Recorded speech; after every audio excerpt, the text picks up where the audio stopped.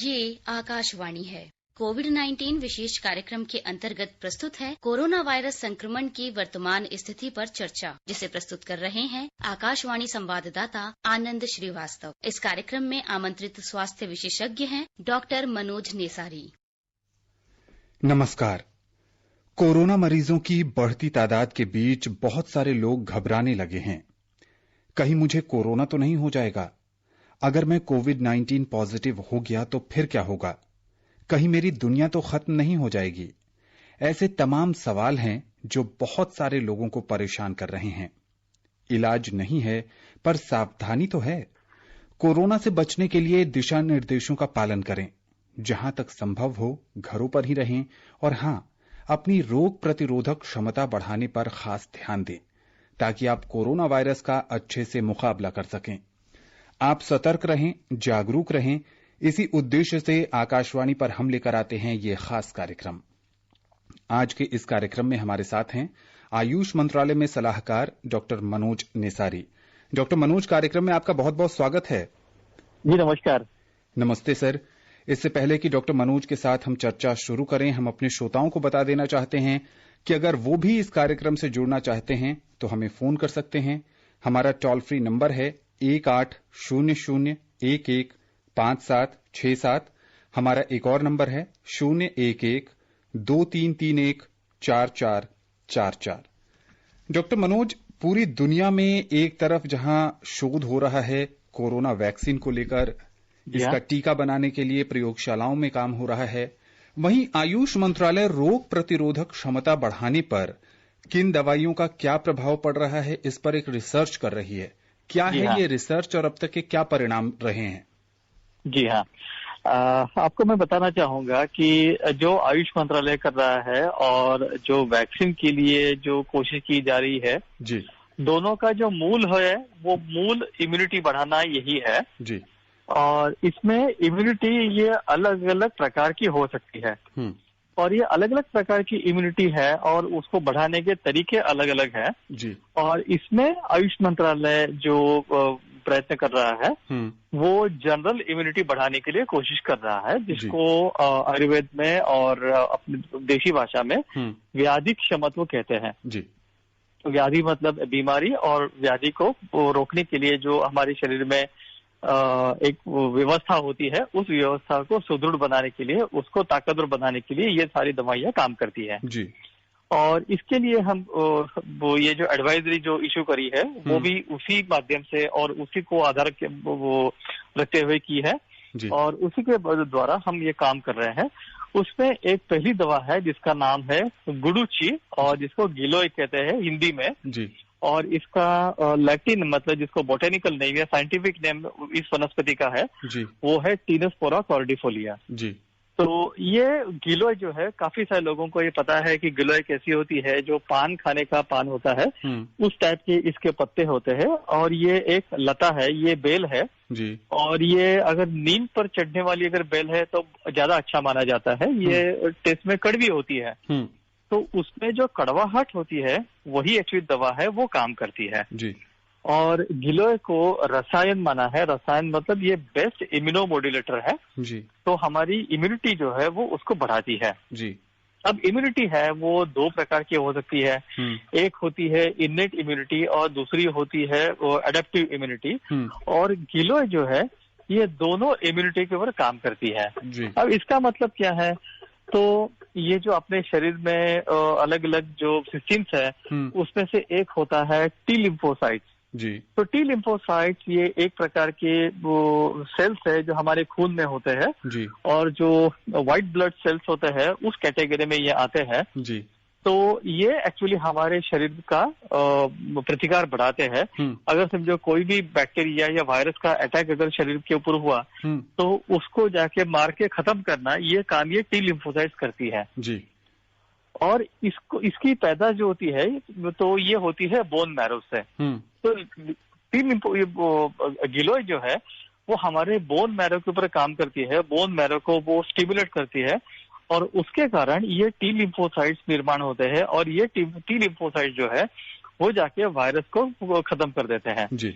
तो ये गिलोय का काम है और इसके ऊपर हम रिसर्च कर रहे हैं जी। कि ये जो काम करते हैं ये किस प्रकार से काम करते हैं, क्योंकि उसमें कुछ प्रकार के प्रोटीन्स होते हैं वायरस में, तो प्रोटीन्स के ऊपर वो किस प्रकार से काम करता है, प्रोटीन्स का जो कवर होता है उसको वो कैसे खत्म करते हैं, इस प्रकार से ये भी ये रिसर्च चल रहा है जी। और तो ये एक है जो गिलोय के बारे में है। जी बिल्कुल।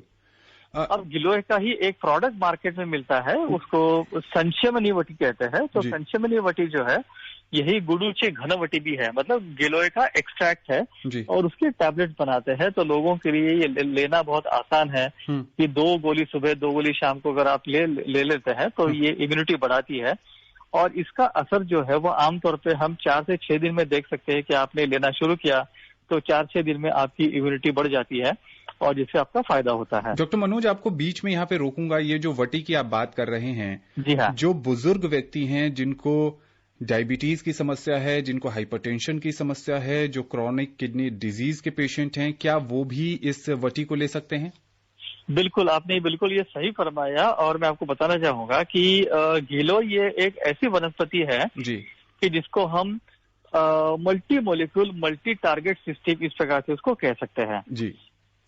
एक एलोपैथी में वो पाश्चिमात्य जो मेडिसिन है उसमें ये एक संकल्पना थी कि सिंगल मोलिक्यूल सिंगल टारगेट जी। मतलब अगर एक कोई दवा है वो केवल एक ही चीज के ऊपर शरीर में काम करेगी जी। इसका उदाहरण एक मैं देता हूँ कि एस्पिरिन है जी। तो ये जब शुरू हुआ तो पेन किलर करके ये वो इस्तेमाल किया जाता था जी। बाद में ये पता चला कि एस्पिरिन जो है वो खून को भी पतला करती है जी।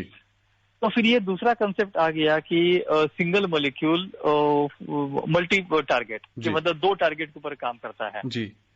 गिलोय जो है वो एक वनस्पति के अंदर कई सारे मॉलिक्यूल्स होते हैं, कई सारे फाइटोकेमिकल्स होते हैं जी। और ये एट ए टाइम कई सारी चीजों के ऊपर काम करता है जी। तो एक तो ये है कि जैसे मैंने बताया कि इम्यूनो मॉड्यूलेशन करके ये इम्यूनिटी को बढ़ाता है, at the same time diabetes के ऊपर भी काम करता है और गिलोय से जो डायबिटीज की दवाइयां बनती है उसका एक घटक गिलोय भी है जी। तो ये डायबिटीज कम करने के लिए काम करता है जी। उसका तीसरा जो फायदा होता है ये खून के ऊपर काम करता है तो खून की अगर बीमारी है, ब्लड अगर कम है तो उसमें भी ये काम करता है जी। इसमें वो पेशाब भी खुल के आता है तो जिनको पेशाब की बीमारी है, हल्की सी सूजन है तो उसके ऊपर भी काम करता है तो इसके लिए ब्लड प्रेशर में भी ये आसानी से काम करता है जी। चौथा ये है कि ये मन को शांति देता है, ये मन के ऊपर भी काम करता है, दिमाग के ऊपर भी काम करता है जी। तो ये नर्वाइन टॉनिक भी है तो एक गिलोय जो है वो कई जगह काम करती है और इसलिए चाहे वो हाइपरटेंशन हो, चाहे डायबिटीज हो, जिसको नींद ना आती हो, सभी लोग इसको बिल्कुल सेफली ले सकते हैं और गिलोय ये एक ऐसा द्रव्य है कि जिसको नित्य सेवन कहा गया है जी। बिल्कुल। मतलब इसको आप हमेशा खा सकते हैं, रोज खा सकते हैं जी। और इसके कोई दुष्परिणाम नहीं है। उसके ऊपर काफी सारा रिसर्च किया गया है, यहाँ तक कि टेराटोजेनिक इफेक्ट, मतलब समझो अगर माता अगर खाती है जी। तो क्या बच्चों के ऊपर उसका कोई दुष्परिणाम होता है क्या, कोई खराब असर होता है क्या, ये भी देखा गया है और इसमें यह पाया गया कि इसमें टेराटोजेनिक इफेक्ट कोई नहीं है, दिस इज वेरी सेफ। तो गिलोय ले सकते हैं जी। बिल्कुल, एक तरफ जहां लोग बहुत कोरोना से डर रहे हैं वहीं डॉक्टर मनोज बता रहे हैं कि गिलोय एक ऐसी औषधि है जिससे आप अपनी रोग प्रतिरोधक क्षमता बढ़ा सकते हैं।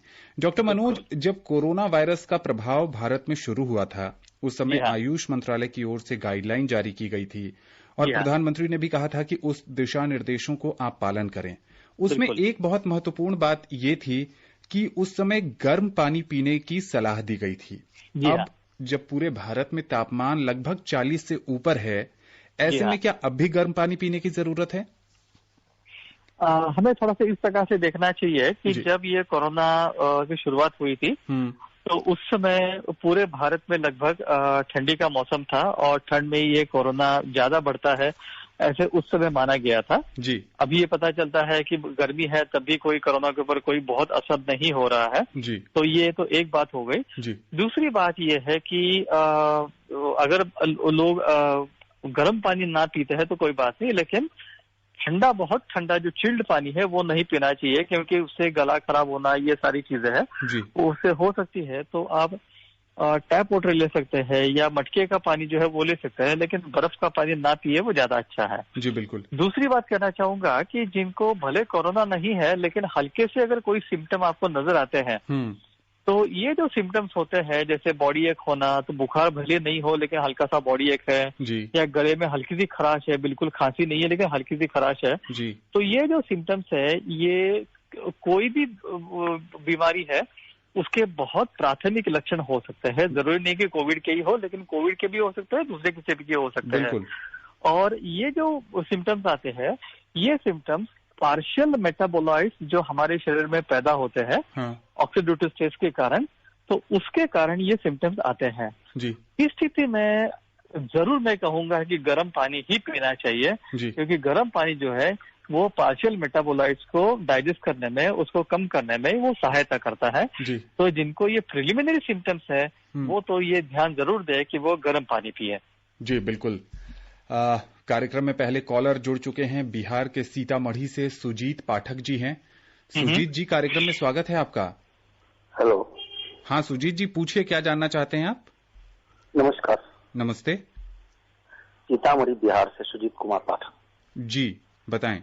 जी, ये पावर गर्मी जो बढ़ रहा है, क्या इससे कोरोना का कमजोर पड़ रहा है? डॉक्टर मनोज ये जानना चाहते हैं कि जो तापमान बढ़ रहा है, गर्मी बढ़ रही है, क्या इसका असर कोरोना पर हो रहा है?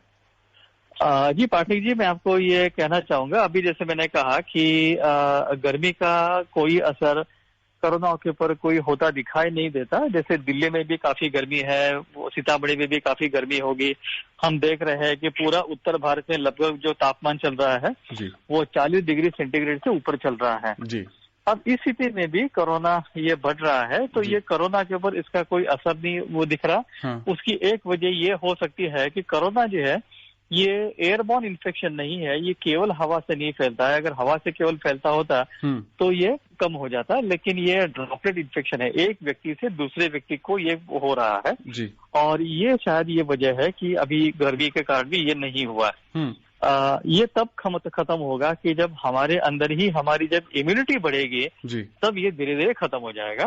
और इसलिए हम बार बार ये कह रहे हैं कि हमने अपने शरीर की इम्यूनिटी जो है, हमारी जो रोग प्रतिकारक शक्ति है, उसको बढ़ाने के लिए हमने काम करना चाहिए, उसके ऊपर हमने ध्यान देना चाहिए। जी बिल्कुल, उस पर ध्यान देने की आवश्यकता है। और जो भी आयुष मंत्रालय के दिशा निर्देश हैं उसको मानने की जरूरत है, क्योंकि जब तक इलाज नहीं है तब तक सावधानी ही बचाव है।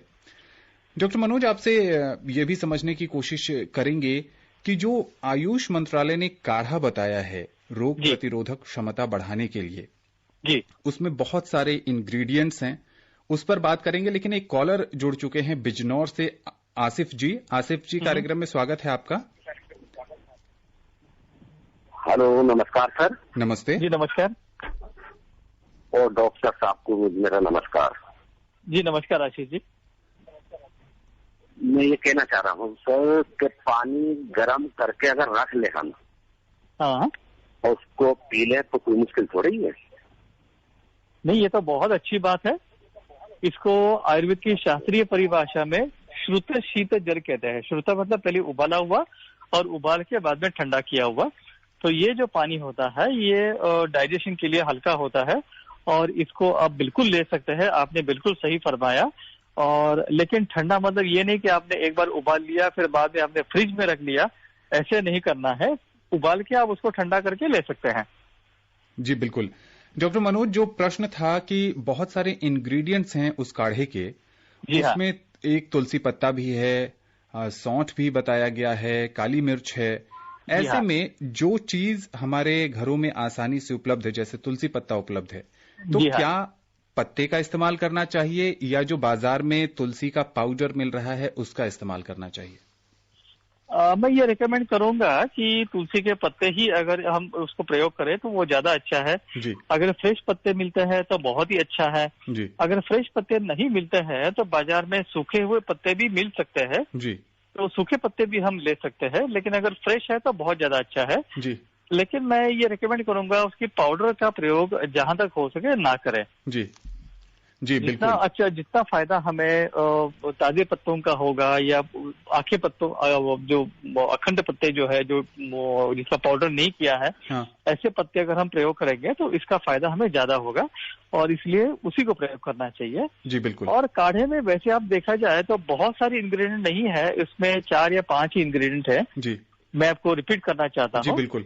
एक है तुलसी के पत्ते, जी, दालचीनी, जी, सौंठ, जी, काली मिरी जी, और मनुका, या जी। जिसको हम काली द्राक्ष कहते हैं, जी। जो वो सूखे हुए द्राक्ष होते हैं वो। जी, तो ये 5 कंटेंट केवल इसमें है, इससे और कोई इसमें ज्यादा नहीं है। जी बिल्कुल। और ये लगभग सभी के घर में होते हैं और आसानी से मिल जाते हैं। जी। और इसके ऊपर काफी रिसर्च हुई है और जिसमें अलग अलग प्रकार से ये देखा गया है कि ये एंटीवायरल एक्टिविटी भी उसमें है, इसमें रेडियो प्रोटेक्टिव एक्टिविटी भी है, इसमें हमारी जो सेल्स की जो क्षमता है उसको बढ़ाने की भी ताकत इसमें है। तो ये कई प्रकार से काम करते हैं और इसलिए इस काढ़े को हमने वो प्रमोट किया है, एनकरेज किया है। जी बिल्कुल।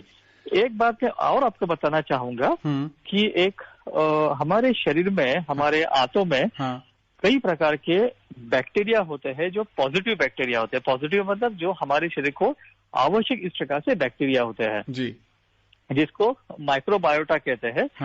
तो ये हमारे गट्स में रहते हैं, मतलब हमारे आंतों में रहते हैं और ज्यादातर हमारी बड़ी आंतों में रहते हैं। और ये विटामिन B6 है, B12 है, कई सारे विटामिन है और इनको सबको अलग अलग चीजों को बनाने में ये सहायता करते हैं और इसकी हमें आवश्यकता है। तो जिसका ये गट माइक्रोबायोटा वो ज्यादा हेल्दी है, ज्यादा अच्छा है, उसकी सेहत हमेशा अच्छी रहती है जी। और इसलिए ये जो अलग अलग चीजें हैं, जैसे वो सौंठ है, तो सौंठ के ऊपर काम किया है, छाछ है तो छाछ के ऊपर काफी सारा काम किया है। छाछ और दही जो है उसको प्रोबायोटिक कहते हैं, तो छाछ के ऊपर काफी सारा रिसर्च हुआ है। तो ये जो प्रोबायोटिक जो है ये हमारा गट माइक्रोबायोटा है, इसको हेल्दी बनाते हैं, उसको अच्छा बनाते हैं जी बिल्कुल। और ये जो गट माइक्रोबायोटा है ये अलग अलग टाइप के जो वायरस है उनको अपने शरीर में घुसने के लिए वो रोकता है जी। और इसीलिए ये सारे जो द्रव्य है, ये काढ़ा है वो हमने इस प्रकार से एडवाइस किया है और इसका फायदा होता है जी बिल्कुल। राजधानी दिल्ली से हार्दिक सिन्हा जी कार्यक्रम में जुड़ चुके हैं। हार्दिक, कार्यक्रम में स्वागत है आपका। हेलो जी हार्दिक जी, पूछिए क्या जानना चाहते हैं आप? मेरा नाम हार्दिक सिन्हा जी। हार्दिक सिन्हा जी। हाँ पूछिए आप। मैं दिल्ली शालीमार बाग से बोल रहा हूँ और मैं ये जानना चाहता हूँ कि इस कोरोना के समय में अपने शरीर की इम्यूनिटी कैसे बढ़ा सकते हैं? जी डॉक्टर मनोज, ये हार्दिक हैं, ये बच्चे लग रहे हैं, ये जानना चाहते हैं कि कोरोना के इस दौर में ये अपनी इम्यूनिटी कैसे बढ़ा सकते हैं। बच्चों के लिए क्या एडवाइस करेंगे आप?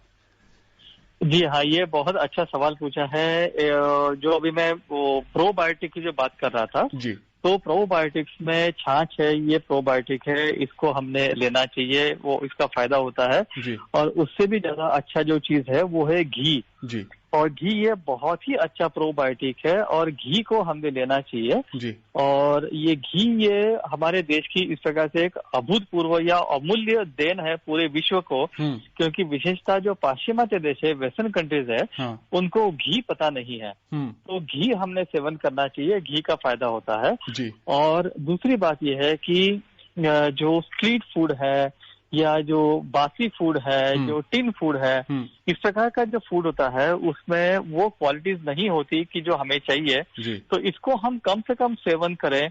जो जंक फूड है उसको हम कम से कम सेवन करें जी। और ताजा गर्म खाना और संतुलित खाना जी, जो सामान्यतः जो भारतीय आहार है वो हर राज्य में अलग अलग है, लेकिन हर राज्य का अपना जो आहार है जी। वो उस राज्य के जो हवा है, वहाँ का पानी है, वहाँ की जमीन है, उसके अनुसार वो खाना है। और ये जो खाना है ये खाना हमारी इम्यूनिटी बढ़ाता है। तो इसलिए जो एडवाइजरी जारी करी है उसमें पहला तो ध्यान हमने यही दिया है कि गर्म खाना हो, ताजा हो जी। और जो संतुलित हो जी। तो ये बहुत महत्वपूर्ण है। दूसरी बात ये है कि रात को सही समय पे सोना चाहिए और आपने सही समय पे उठना चाहिए। कई सारे बच्चे होते हैं कि फिर अभी लॉकडाउन में है तो रात को फिर वो टीवी देखते रहते हैं, मोबाइल के ऊपर खेलते रहते हैं, फिर आधी रात को सोते हैं, फिर सुबह देर से जागते हैं। इससे हमारा पूरा जो बॉडी क्लॉक है वो गड़बड़ा जाता है और इससे हमारी इम्यूनिटी जो है वो वीक हो जाती है। तो ये बिल्कुल नहीं करना चाहिए और गेम्स खेलने चाहिए जो फिजिकल गेम्स है, जहाँ पे शरीर की व्यायाम होता है, उसमें एक्सरसाइज होता है, चाहे वो कूदना हो, चाहे वो और इस प्रकार से कोई गेम्स है तो उसको करना चाहिए। केवल मोबाइल के गेम्स जो है वो खेलने से हमारी फिजिकल एक्सरसाइज जो है, फिजिकल फिटनेस है, वो नहीं होता है। तो इस टाइप के गेम्स है वो खेलना चाहिए कि जिसमें हमारे शरीर को एक्सरसाइज हो। तो खास करके मैं बच्चों को ये कहना चाहूंगा कि इस टाइप के गेम्स है वो जरूर खेलें। जी बिल्कुल। तो जैसा डॉक्टर मनोज कह रहे हैं, बिल्कुल सही कह रहे हैं कि स्कूल बंद हैं, बच्चे को स्कूल जाने की सुबह चिंता नहीं है, इसलिए बहुत सारे बच्चे जो हैं वो रात में काफी देर से सोते हैं, सुबह बहुत देर से जगते हैं। तो डॉक्टर मनोज की सलाह है कि आप समय पर सोएं और समय पर जगें और साथ ही साथ शारीरिक गतिविधियों से जुड़ा खेल जरूर खेलें। बड़ौद से महेश शर्मा जी हैं। महेश जी, कार्यक्रम में स्वागत है आपका। नमस्कार जी। नमस्ते। कोरोना से हमारा बचाव कैसे होगा जब हम तंबाकू खाकर थूकते हैं और जब मास्क नहीं लगाते, मोटरसाइकिल पर 3-3 बैठ जाते इसके बजाय, आप समझाकर बताइएगा। व्यवहारिक सवाल पूछ रहे हैं डॉक्टर मनोज की बहुत सारे लोग। महेश जी बिल्कुल सही बात है, आपने बिल्कुल ये सही कहा। और जो बार बार प्रधानमंत्री जी कह रहे हैं, आयुष मंत्रालय कह रहा है, वो स्वास्थ्य मंत्रालय कह रहा है, सारे राज्य सरकारें कह रही है कि सेफ डिस्टेंसिंग, जो फिजिकल डिस्टेंस है वो तो मेंटेन करना ही चाहिए। अगर हम इसको नजरअंदाज करेंगे तो फिर उसका जो हर्जाना जो है वो हमें ही भुगतना पड़ेगा। और इसलिए फिजिकल डिस्टेंस बहुत जरूरी है। और ये दूसरा आपने जो कहा कि तंबाकू खा के वो थूकते हैं, ये बहुत ही एक सामाजिक बुराई है, ये हम सामाजिक अपराध कर रहे हैं, ये हमें ध्यान में रखना चाहिए। और ये इसको हमें जिस भी प्रकार से हो उसके हमें अवॉइड करना चाहिए। हम खुद भी ना करें और दूसरे अगर कोई करते हुए देखते हैं तो उनको भी हमें टोकना चाहिए, उनको समझाना चाहिए, उनको बताना चाहिए कि इसके क्या क्या नुकसान है। और तंबाकू खाना, जैसे आपको सभी को पता है कि ये केवल कोरोना इससे फैलेगा, केवल ये एक नहीं है। जो खाता है उसको कैंसर से लेकर कई सारी अलग अलग बीमारियां होती है, ये कई बार टीवी पे भी दिखाते हैं। तो तंबाकू खाना ये एक सामाजिक अपराध है, ऐसे मैं मानता हूँ। और तंबाकू को बिल्कुल छोड़ देना चाहिए। तंबाकू खाकर इससे थूकना, क्योंकि तंबाकू जो खाते हैं वो निगलते नहीं है, वो थूकते हैं और इससे ये सामाजिक वो बीमारियां फैलती है, उसको बिल्कुल रोकना चाहिए। जी बिल्कुल। ऋषिकेश से दिनेश चांद जी जुड़ चुके हैं। दिनेश जी, कार्यक्रम में स्वागत है आपका। धन्यवाद सर। जी पूछिए। सर नमस्ते, आनंद जी नमस्ते, और डॉक्टर साहब को भी नमस्कार। नमस्ते जी नमस्कार। सर मेरा प्रश्न है कि मैं 70 साल का बुजुर्ग आदमी हूँ और मुझे श्वास की बीमारी भी है। जी हाँ। तो जैसे अभी डॉक्टर साहब बता रहे हैं कि मट्ठा दही इत्यादि तो मुझे सूट नहीं करती। जी। मुझे अपनी इम्यूनिटी को, मतलब रोग प्रतिरोधक क्षमता को बढ़ाने के लिए क्या सेवन करना चाहिए? और दूसरी बात यह है कि रोग प्रतिरोधक क्षमता एंटीबॉडीज बनाने में कितना योगदान करती है? जी डॉक्टर मनोज। जी धन्यवाद दिनेश जी। मैंने ये नहीं कहा कि आपने दही लेना चाहिए, मैंने दही की बात नहीं करी, मैंने कहा कि वो प्रोबायोटिक है। छाछ की बात मैंने बिल्कुल करी कि छाछ हम ले सकते हैं, लेकिन आपकी जो स्पेसिफिक कंडीशन है कि आपको श्वास की बीमारी है और आप सहन नहीं कर सकते, तो इसमें आपने बिल्कुल जो परहेज आपको है उसको बिल्कुल पालन करना चाहिए। लेकिन इसमें घी जो है वो आप बिल्कुल ले सकते हैं। घी से जो अस्थमा के पेशेंट है उनको कोई तकलीफ नहीं होती, तो घी आप निश्चित ले सकते हैं। और उसके अलावा कई सारी चीजें हैं कि जो अस्थमा के पेशेंट ले सकते हैं अपनी इम्यूनिटी बढ़ाने के लिए। जैसे सौंठ है तो सौंठ से भी इम्यूनिटी बढ़ती है। गिलोय का तो हमने अभी इतना सारा जिक्र किया कि उससे कैसे हमारी इम्यूनिटी बढ़ सकती है, तो हम गिलोय को ले सकते हैं। अश्वगंधा है कि जिसके ऊपर भी मिनिस्ट्री ने काफी सारा रिसर्च किया है, उसको हम बढ़ावा दे रहे हैं। और अश्वगंधा जैसे ये जिनसेंग माना जाता है तो उससे भी बढ़िया अश्वगंधा है और इससे इम्यूनिटी बढ़ती है, तो आप अश्वगंधा का सेवन कर सकते हैं। और सबसे बढ़िया है आंवला। तो आंवला जो है, जैसे हमने कहा कि च्यवनप्राश है या आंवला के कई सारे अलग अलग प्रोडक्ट्स मार्केट में है, च्यवनप्राश है, ब्राह्म रसायन है, तो ये अलग अलग है। तो आंवला जो है वो अस्थमा के लिए बहुत अच्छी दवाई है और आप आंवले का जिस प्रकार से सेवन संभव हो तो आप आंवला को ले सकते हैं। तो आंवला भी इम्यूनिटी बहुत बढ़ाता है। इस प्रकार से कई सारी चीजें हैं कि जो हमारी इम्यूनिटी है बढ़ाते हैं। अभी हमने जो काली द्राक्ष की बात करी, तो काली द्राक्ष जो है मनुक्का जिसको हम कहते हैं, ये ब्रोंकियल अस्थमा में बहुत कार्यकारी है जी। और आप मनुक्का को जरूर नहीं कि काढ़ा ही करके ले, आप ऐसे भी भिगो के भी खा सकते हैं, कच्चा भी खा सकते हैं, तो इससे भी हमारी इम्यूनिटी बढ़ती है। तो इस प्रकार से कई सारी चीजें हैं कि जो ब्रोंकियल अस्थमा पे भी लाभकारी है और इससे इम्यूनिटी भी बढ़ती है जी। डॉक्टर मनोज, इससे पहले कि अगले कॉलर पे चलें, एक लाइन में आपसे आंसर चाहूंगा। आपने च्यवनप्राश की बात की। एक सामान्य मानसिकता है कि च्यवनप्राश का जो सेवन है वो ठंडे के मौसम में किया जाता है, गर्मी में करना उचित है? बिल्कुल, इसमें हम च्यवनप्राश जो है वो पूरे साल भर ले सकते हैं जी। ठंडी में लेने का प्रभाव इसलिए हुआ कि आंवला जो फ्रेश मिलता है वो केवल ठंड के मौसम में मिलता है जी। और इसलिए उसका ये प्रचलन चला कि ये ठंड के मौसम में खाना है जी। लेकिन अभी जो टेक्नोलॉजी है तो उसके कारण च्यवनप्राश बना के आप पूरा साल भर रख सकते हैं और पूरा साल भर खा सकते हैं जी। बिल्कुल ठीक है, कोई नुकसान नहीं है। छिंदवाड़ा से सीमा श्रीवास्तव जी हैं फोन लाइन पर। सीमा जी, कार्यक्रम में स्वागत है आपका। जी सर। जी पूछिए, क्या जानना चाहती हैं आप? सर, ये जैसे अब हमारे यहाँ मतलब कुत्ते भी पले हैं और कैट भी पली हुई है जी। तो क्या कोरोना का संक्रमण इनसे भी फैल सकता है?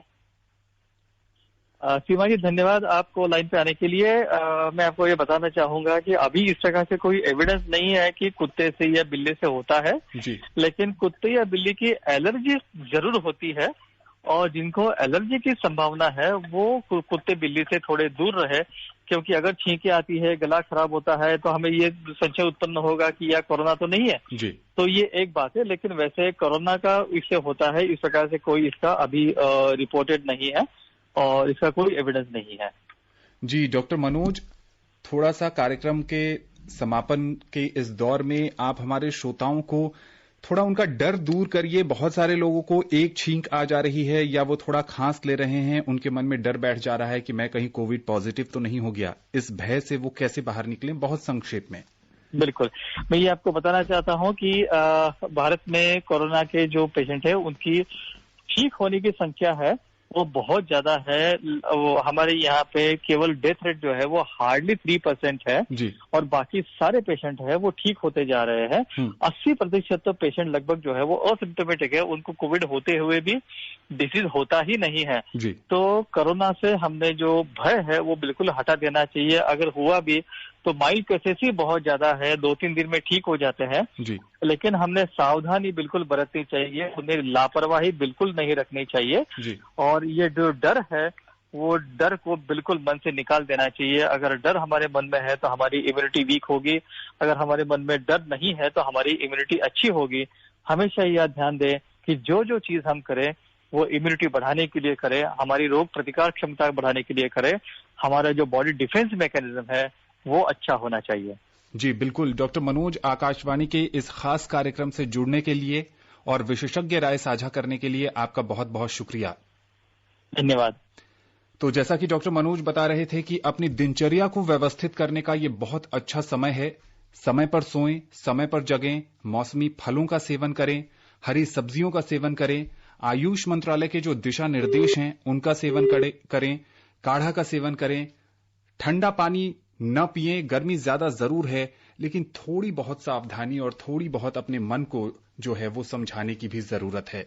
मास्क जरूर पहनें, सोशल डिस्टेंसिंग का पालन करें, समय समय पर अपने हाथों को धोते रहें और जहां साबुन पानी उपलब्ध नहीं है वहां सैनिटाइजर का प्रयोग करें।